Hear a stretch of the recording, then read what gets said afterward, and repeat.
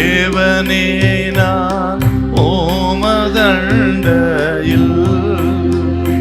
இன்னும் நெருங்கி சேர்வதே என் ஆவல் பூமியில்.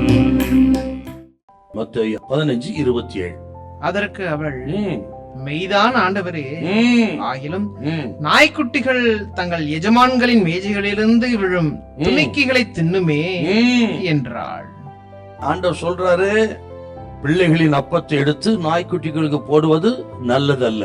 26 கூட கொஞ்சம் வாசிங்களேன். 26, 27.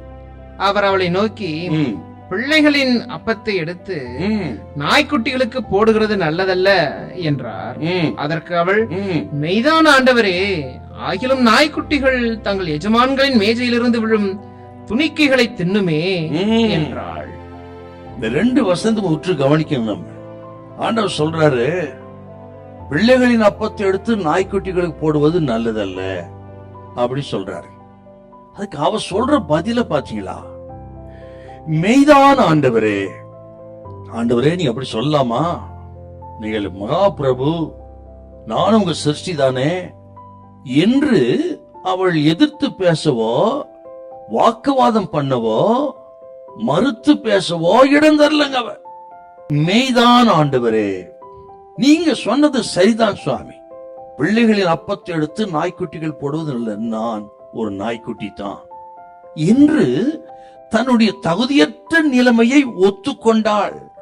ஆண்டவரத்துல வரும்பொழுது, ஜபத்துக்கு பதிலை பெறும் பொழுது எப்படி வரணும்ன்றதுக்கு இந்த புறஜாதி ஸ்திரீ நமக்கெல்லாம் ஒரு திருஷ்டாந்தமா இருக்கிறாங்க. மெய்தான் ஆண்டவரே, தன்னுடைய தகுதியற்ற நிலைமை, கானானிய ஸ்திரீ தான், சபிக்கப்பட்ட ஒரு சந்ததி தான், தண்டனைக்குரிய ஒரு சந்ததி தான். பழைய ஏற்பாட்டு காலத்திலே கானானிய சந்ததி நியாய தீர்ப்புக்கும் சாபத்துக்குள்ளான ஒரு சந்ததி. அந்த சந்ததி தான் ஆண்டவரே நான் என்று தன்னுடைய தகுதியற்ற நிலைமையை ஒத்துக்கொள்கிறார் முதல்ல. அப்புறம் நான், எனக்கு தகுதி இருக்கிறது, ஆகவே என்னை ஆசீர்வதி நான் கேட்க வரல.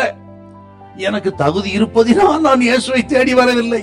நான் தகுதியற்றவள் தான், ஆனாலும் அவர் இரக்கத்துக்காக வந்திருக்கிறேன் என்று தன்னை, தன்னுடைய தகுதியற்ற நிலைமையை ஒத்துக்கொண்டு தன்னை தாழ்த்தி ஆண்டவரிடத்துல ஜெபம் பண்ணார்னா என்ன ஆச்சரியமான ஒரு ஜெபங்க. நம்ம ஆண்டவரை தேட வரும் பொழுது பதிலை பெறுவதற்கு அவருடைய மாட்சிமையை உயர்த்தணும். நம்ம அவர் எத்தனை மகத்துவமான தெய்வன்றதை உயர்த்தணும். ஆக நம்ம தகுதியற்ற நிலைமையை அறிக்கையிட்டு ஒத்துக்கொண்டு அவர் நமக்கு இரக்கம் செய்யும்படி மன்றாடும் பொழுது நம் ஜெபத்தை கேட்பார்.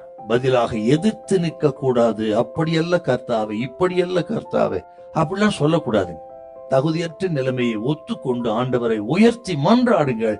உங்கள் ஜெபத்துக்கு பதில் உண்டு. ஹல்லேலூயா, ஹல்லேலூயா.